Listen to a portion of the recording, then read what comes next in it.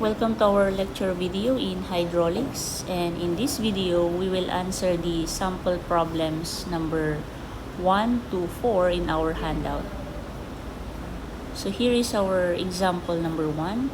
A rectangular channel carries a flow of 20 cubic meter per second in a velocity of 5 meter per second.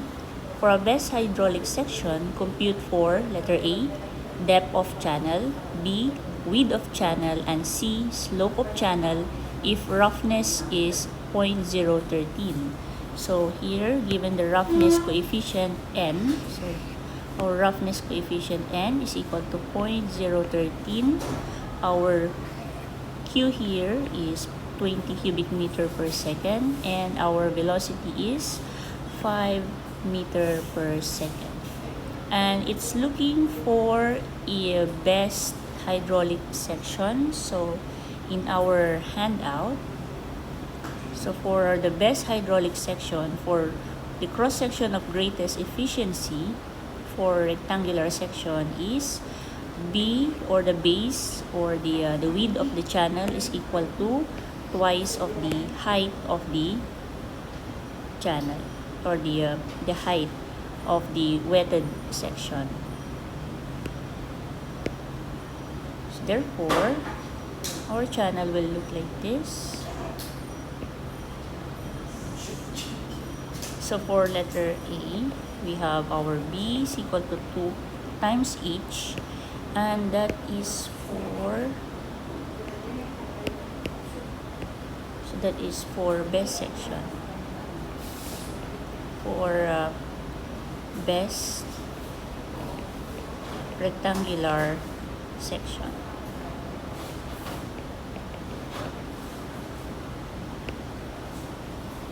Now given our Q, we have flow rate value. So Q is equal to A, velocity. So area times velocity. So our Q here is 20 cubic meter per second. Our area is equal to B times 2H, or that is B times H.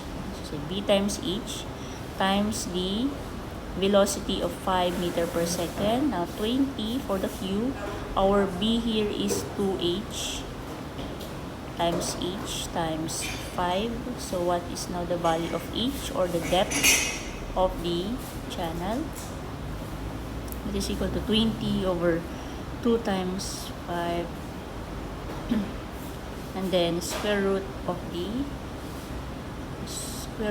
answer. That is 1.414 meters of meter.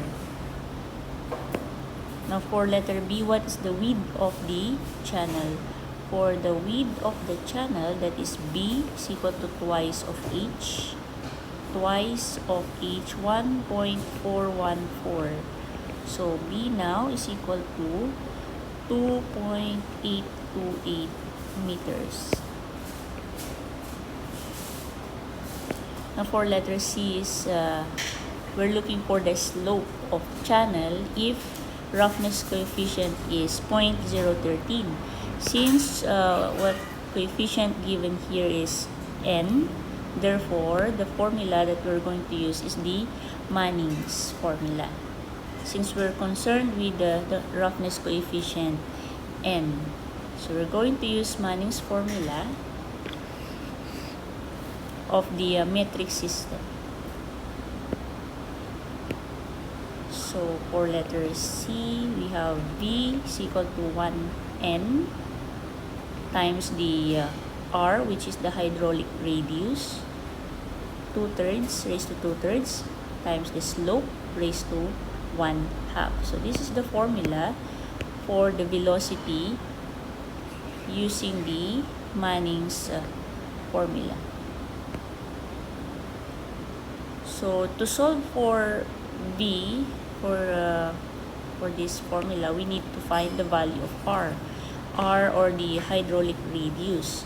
Now in our handout, as for the best section or cross section of greatest efficiency, the R, or the hydraulic radius for best section rectangular section is h over 2.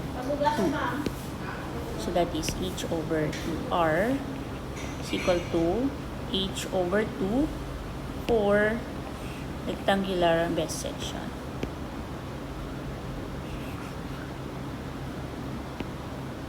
So r is the hydraulic radius.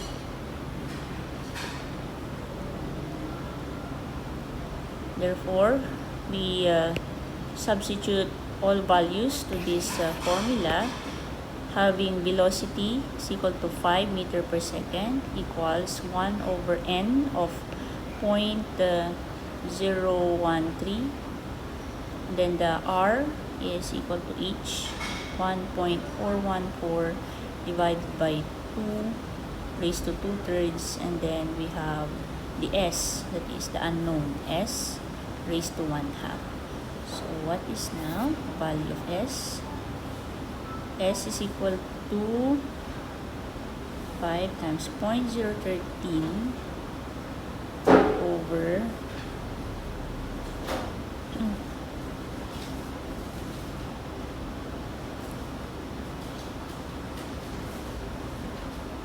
that is 1.414 divided by 2 raised to 2/3. And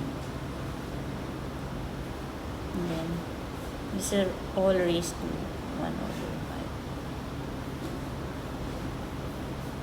5. 1/2.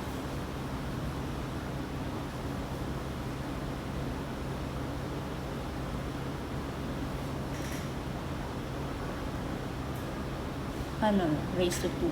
So it should be squared. There. So S now is equal to 0.00671. So that's the value for slope. Now that's for number 1. Let's go to the sample problem number 2.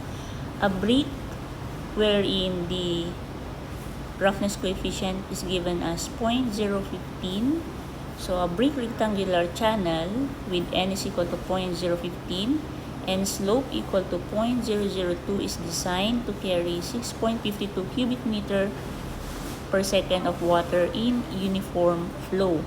There is an argument over whether the channel width be 1.22 meter or 2.44 meters.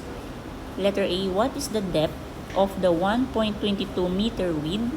And B, what is the depth of the 2.44 meters width? Now, which width needs fewer bricks and by what percent? That is for letter C. For our channel here, it's not mentioned that it is the most efficient. Therefore, we will draw here a regular rectangular channel given the width as B and the depth of the channel as D. So given here in our problem is the roughness coefficient N of 0.015, given our slope of 0.002, our flow rate or discharge 6.52 cubic meter per second. Our first width of the channel B1 is equal to 1.22 meter, and then our second width of the channel is 2.44 meters. Now to solve for the value of depth at the first width, we can use here the formula Q is equal to AV, or area times velocity. So since we are dealing with N, roughness coefficient N, so we're going to use the formula for Manning's. So Q is equal to A, and then velocity is 1 over N, R raised to 2/3, S raised to 1/2. So our first area, when we are dealing with the first width, that would be 1.22 times the depth 1. Now for the R, or the hydraulic radius, that is R1 is equal to A sub 1 over P sub 1. Our A sub 1 here is the area 1.22D1. Now, how about P? What do we mean by P? So, R here, or hydraulic radius, is equal to the area, total area, and then the P, or the wetted perimeter. So, that's actually the wetted perimeter. Meaning, it is the sides wherein it is being touched by the water. So, what we're dealing here for the perimeter is not the dimension of the channel itself, but rather it is the side, the total length that is being touched by the water. That is touched by the water. So, if our water is located here at this portion and not full, the channel is not full, so the perimeter that we're going to deal with is the one that is colored in orange only. So meaning it will not reach the height of the total height of the channel. So we're going to deal with height H here. So that is the wetted perimeter. So it's not the total perimeter of the channel, but rather to where your water level is located.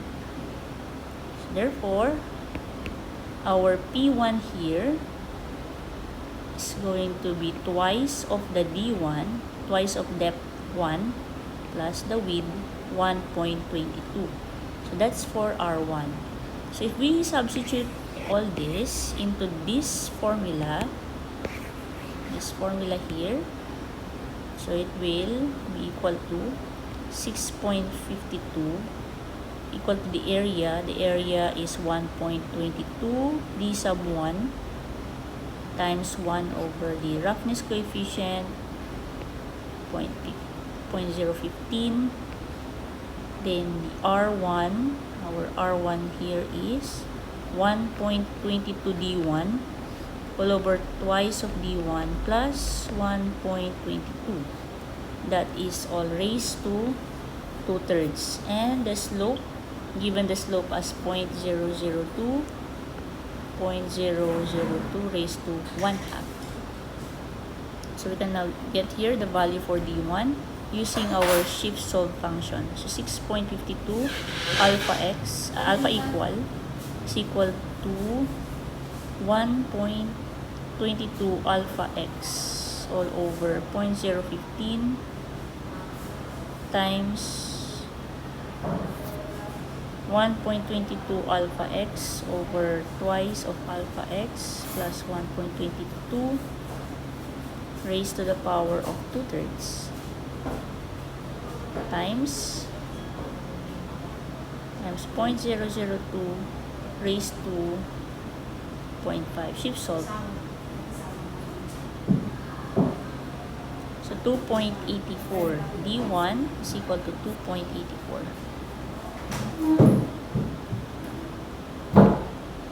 So that's the value of the depth at the 0.22 meter width. So how about for the 2.44 meters width? So for letter B, the difference is that the area 2 will be equal to 2.44 D sub 2, and then the R2 will be different because of the perimeter. So 2.44 D sub 2 all over twice of D sub 2 plus 2.44.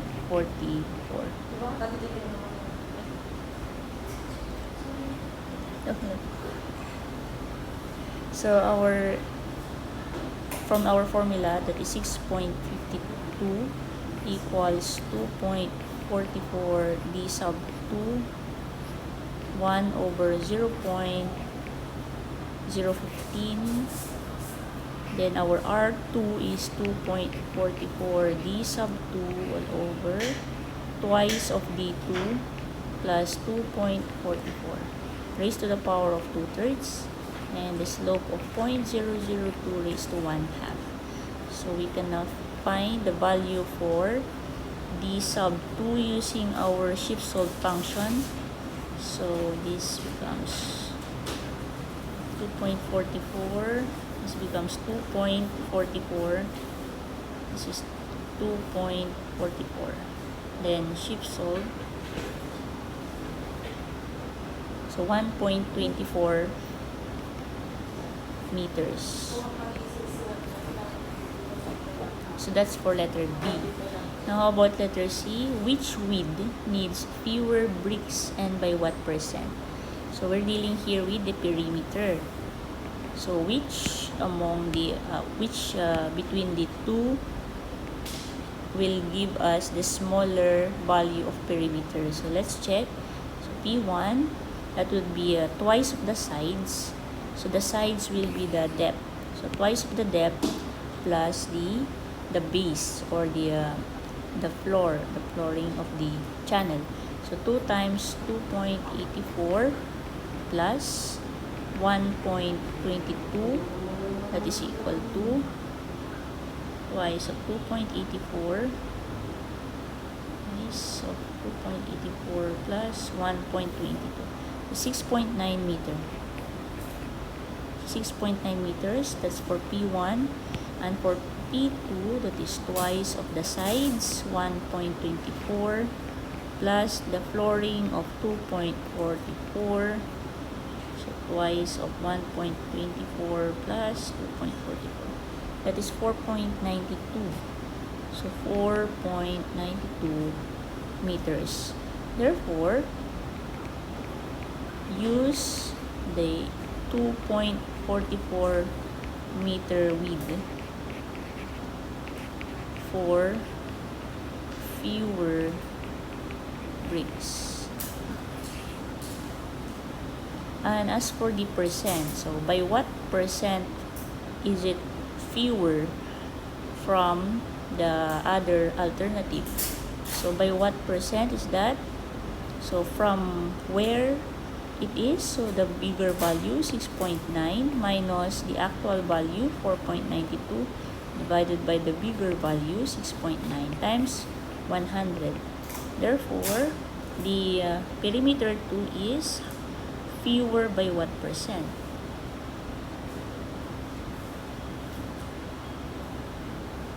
So it is fewer by 28.7%. So 28.7%. That's for example number 2.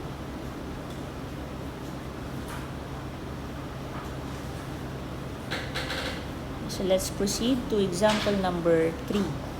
The rate of flow through the storm sewer is 2.50 cubic meter per second. It is laid on a 1/200 gradient and the roughness coefficient is equal to 0.02. Compute for letter A, the depth of flow, letter B, the hydraulic depth, and letter C, the critical depth. So our storm sewer is drawn like this. So the storm sewer is having a composite area wherein it's composed of a regular rectangle, so rectangle, and a semicircle. A semicircle of radius 0.5 meter. So given from the problem, we have the value for Q or the discharge Q flow rate 2.50 cubic meter per second, the slope of 1/200, the N or roughness coefficient of 0.02. So we're looking for letter A, the depth of flow. So for the depth of flow, this one here, we're looking for that. Now for letter A, Q is equal to AB. Now Q total is equal to Q1 plus Q2. So this is our formula.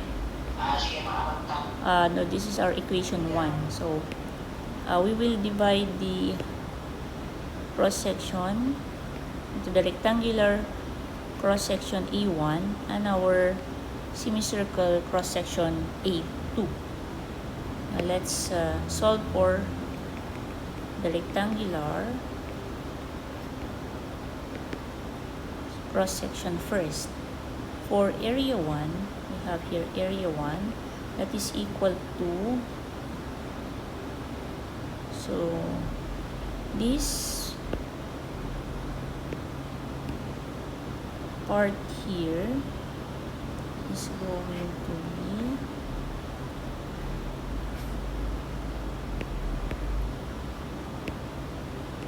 R.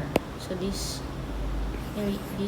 height here is actually R is equal to 0.5 meters. That is R is equal to 0.5 meters. Then this height here, the height of the rectangle, is equal to the depth, total depth, minus 0.5 meter. Therefore, the area now of our rectangle is equal to the width, which is 2.5 multiplied with total depth minus 0.5. This is the radius. Now for R1, or hydraulic gradient, R1, and again, reminder for R, that is A over P, and P is the wetted perimeter. So meaning, if it is the wetted perimeter, we're only going to consider this side here, the D minus 0.5. So the D minus 0.5 twice of D minus 0.5 plus the 0.75. So it's only going to concern this side. We're not going to take the middle because there is no material there that is being wet. So the material that is wet in this drawing is the side D minus 0.5 twice and the 0.75 twice. So putting that into our formula, that is A1 is 2.5 times D minus 0.5, and for the perimeter, so for the perimeter we have twice of D minus 0.5 plus twice of 0.75, and that is equal to 2.5 D minus 1.25 all over twice of D minus 1 plus 1.5. So if we simplify that, that is equal to 2.5 D minus 1.25 all over 2D 2D plus 0.5. So that's for R1. Now for semicircle,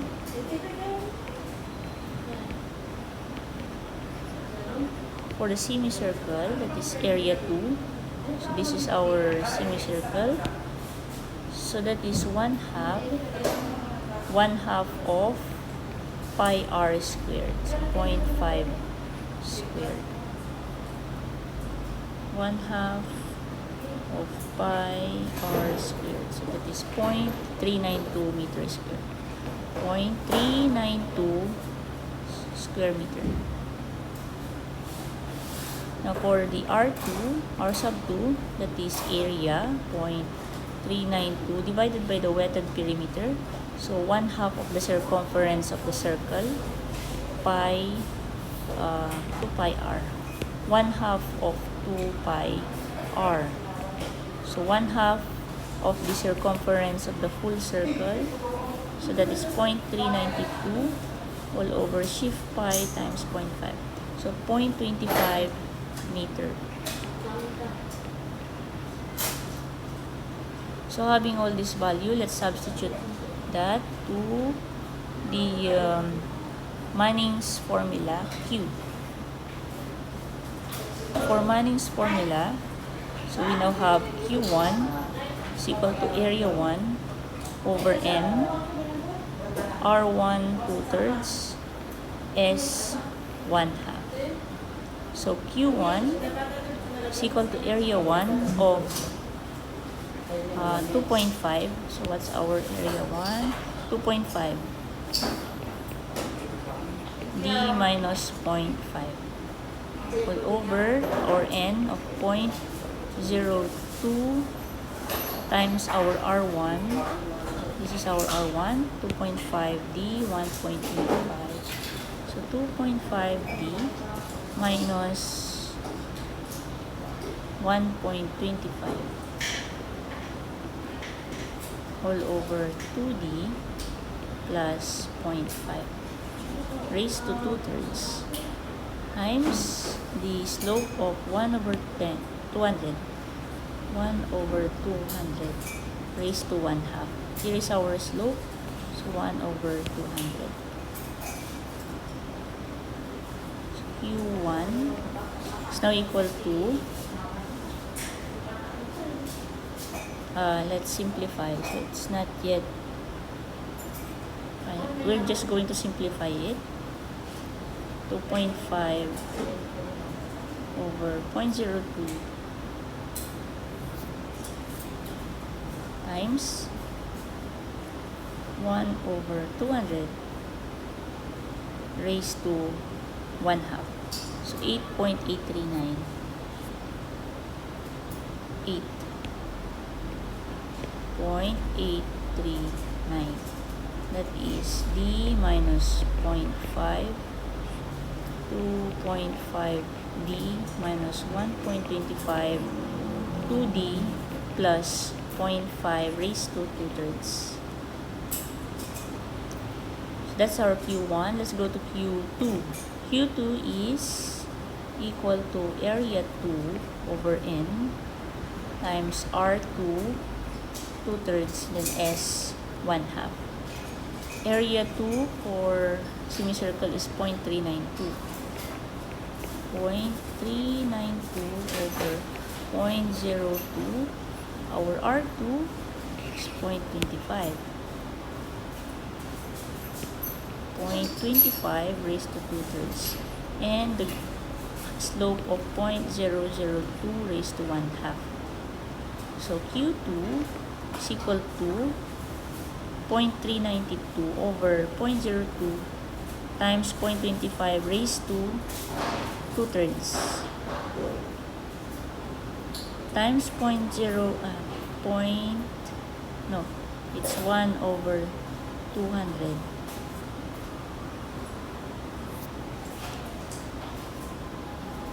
It's 1 over 200.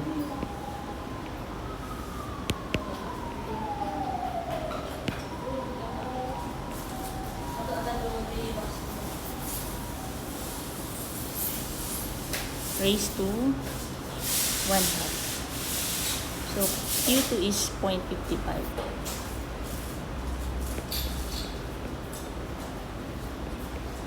Cubic meter per second. Now we substitute the values for Q1 and Q2 here in equation 1. So in equation 1, so the Q total, what's our Q total? 2.5 cubic meter per second. So 2.5 cubic meter per second is equal to Q1 of 8.839 D minus 0.5,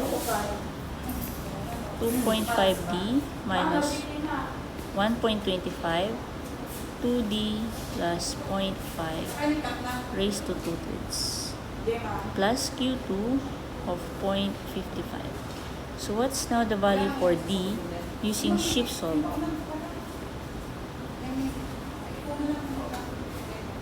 So 2.5 alpha equal 8.839 alpha x minus 0.5 times 2.5 alpha x minus 1.25 1.25 2 times alpha x plus 0.5 raised to 2/3. Oops. Raised to 2/3 plus 0.55. Shift solve. So x is equal to 0.89, or that is d. The depth is equal to 0.89 meter. So that is for letter A. That's only for A. How about B? Hydraulic depth. So to compute for the hydraulic depth for letter B. So hydraulic depth formula, DH is equal to, so DH is equal to A over B. We're in, so this is our formula.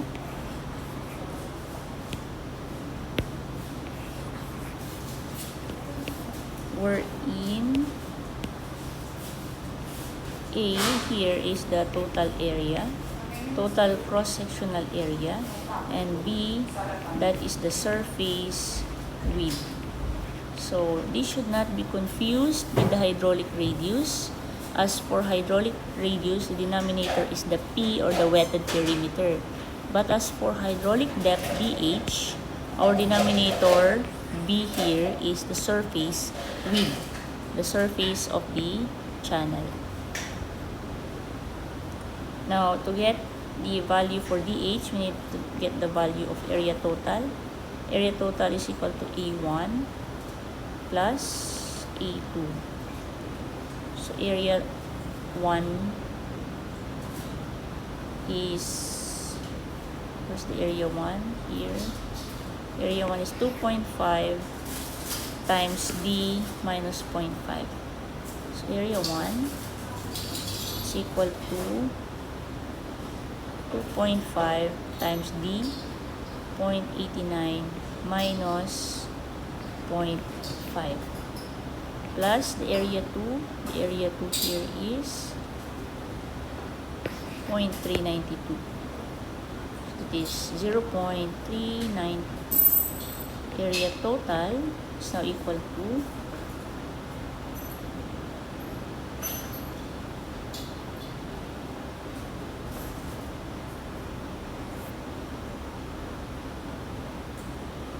1.367, so 1.367 square meters. Therefore, we can now have the value for DH, that is equal to 1.367 divided by B. That is, the width of the channel is 2.5. So 2.5. So DH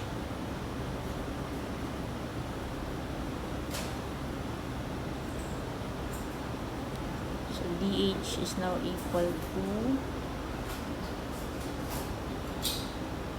1.367 divided by 2.5. So that is 0.55 meter.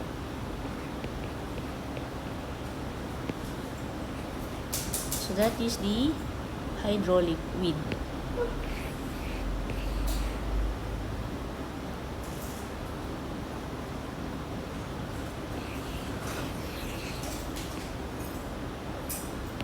Now for letter C, or letter C is, what is the critical depth? Now this is a non-rectangular section. So for the critical depth, that is, we're dealing with non-rectangular section. So here is our formula. For critical depth, for non-rectangular section, we will use this. Q squared over the acceleration of gravity is equal to area raised to 3 times B divided by B, or the width of the channel. So where Q is the discharge, area is the area, G is the gravitational constant, and B is the width of the top. So for letter C,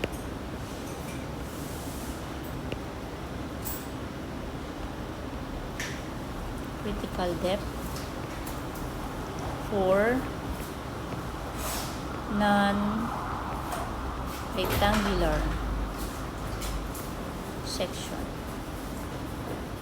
is equal to Q squared over the acceleration of gravity equals A raised to 3 divided by B.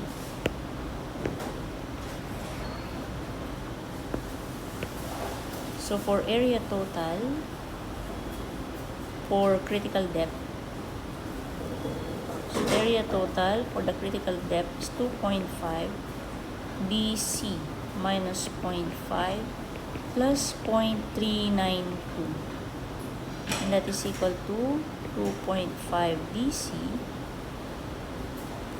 So 2.5 dc minus 2.5 times 0.5, that is 1.25 plus 0.392. So area total is 2.5 dc minus 0.858. That is for area total. Now, using the formula,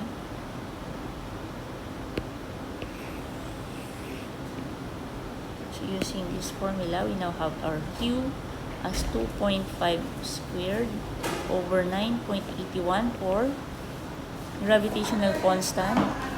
Area total of 2.5 dc minus 0.858 raised to 3 divided by the B, the base B of 2.5. So what is the value of dc? 2.5 squared all over 9.81, alpha equals 2.5 alpha x minus 0.858 raised to 3, 2.5. Shift solve. So the two values of x are imaginary, but one has the value of 0.81. So we will use that. So dc for critical depth is equal to 0.81 meter. So that's for example number 3.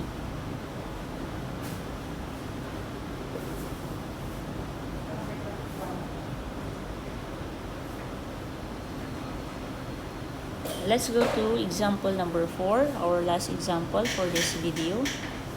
Water flows at the rate of 4.25 cubic meter per second through a rectangular channel having a width of 2.4 meters. Compute letter A, the critical depth, B, the minimum specific energy, and C, what is the critical slope if roughness coefficient is equal to 0.014. So this is our channel, width of 2.4 meters, and we're looking for the critical depth. Then we have the given Q here as 4.25 cubic meter per second. We have here the roughness coefficient 0.014. So for letter A, that is the critical depth for rectangular section. In our handout, that will be critical depth for rectangular section. So here it is.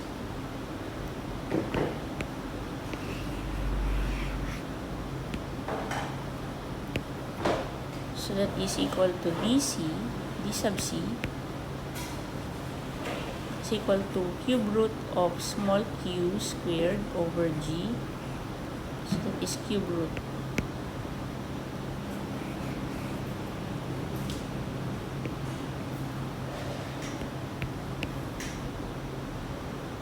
So for letter A, find the critical depth.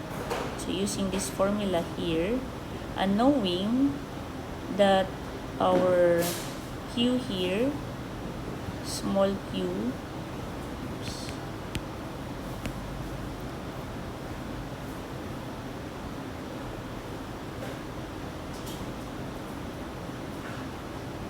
our small q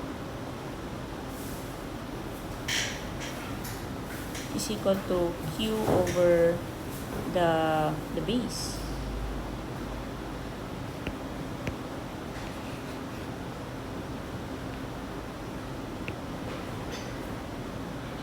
So that is our DC. So DC, D sub C is now equal to cube root of, that is Q over B squared 1 over G.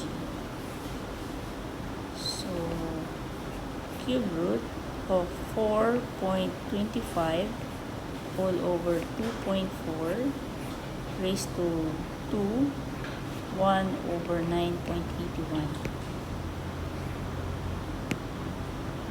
So DC is now equal to cube root of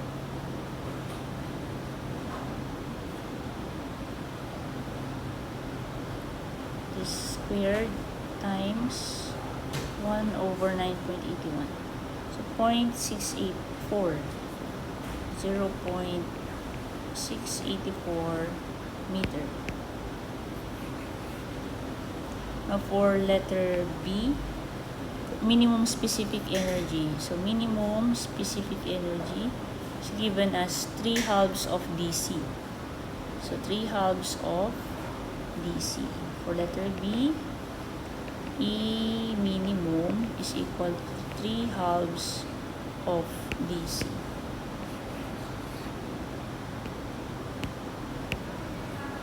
So that is equal to 3/2 of DC of 0.684. So E minimum is equal to 3 times 0.684 all over 2. Oops. 1.026 meter.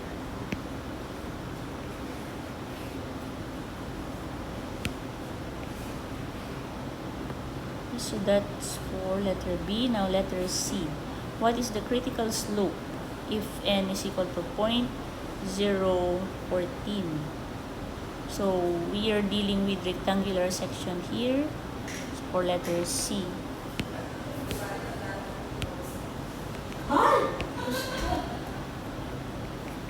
So critical slope for rectangular section. So let's see. So actually it's in the handout. Critical slope for rectangular channels. So it's this one here. This is for the critical slope.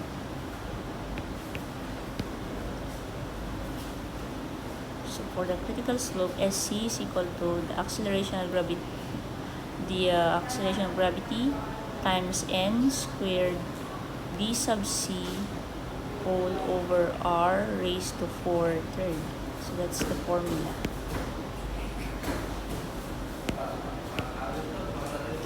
So r is equal to a over t, that is 2. So that is equal to 2.44 or 2.4, the area 2.4.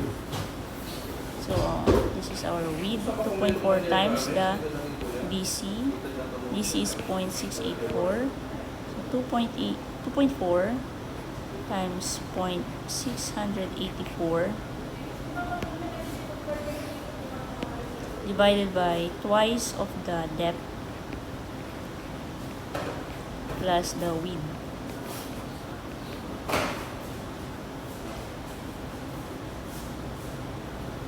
Is equal to 2.4 times 0.684 all over 2 times 0.684 plus 2.4.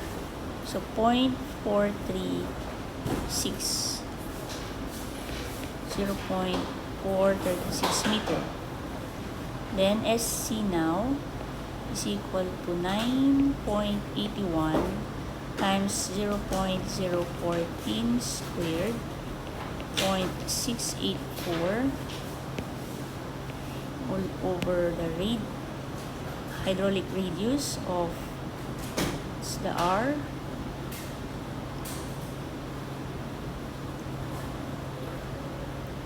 .436. Okay, so 0.436 raised to 4 third. So SC now is equal to 9.81 times 0.014 squared times 0.684 all over 0.436 raised to 4 third. So 0.00398. 0.00398 slope. Or you can have another solution for this. Or using Q is equal to AB. Q being 4.25 equals 2.4 times the depth of 0.684 and then the velocity of 1 over n, our n being 0.014, r, our r is 0.436 raised to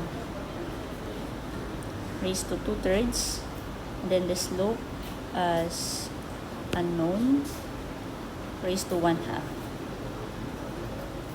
So we can now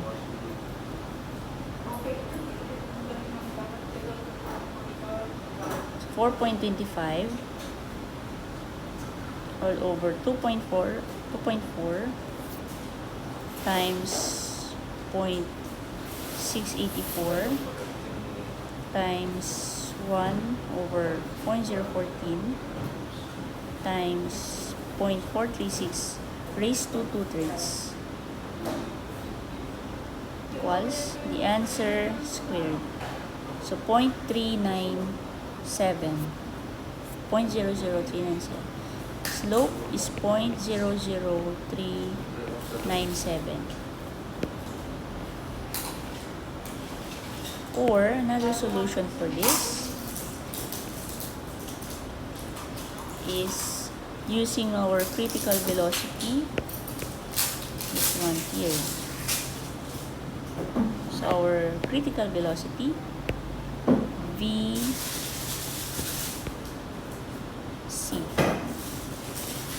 square root of GDC. So that is equal to square root of 9.81 times our critical depth. So our critical depth is 0.684. 0.684. So VC now is square root of 9.81 times 0.684, that is 2.59 meter per second. So VC from our Manning's formula is 1 over n r 2 thirds s 1/2. So 2.59 equals 1 over 0.014. Our R, hydraulic radius of 0.436 raised to 2 thirds, and then the unknown value slope raised to 1/2. So 2.59 times 0.014 all over 0.436 raised to 2 thirds equals, and then answer squared. So 0.3978 or that is 0.00398. So S is equal to 0.00398.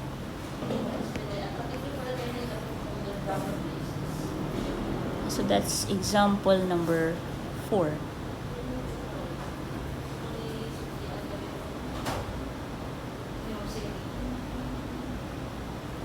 So that is examples number 1 to 4 for the topic open channel. So we were able to discuss the first 4 examples. Now, as for the sample problem number 5 to 8, that will be discussed in this second video. So that's all for this video.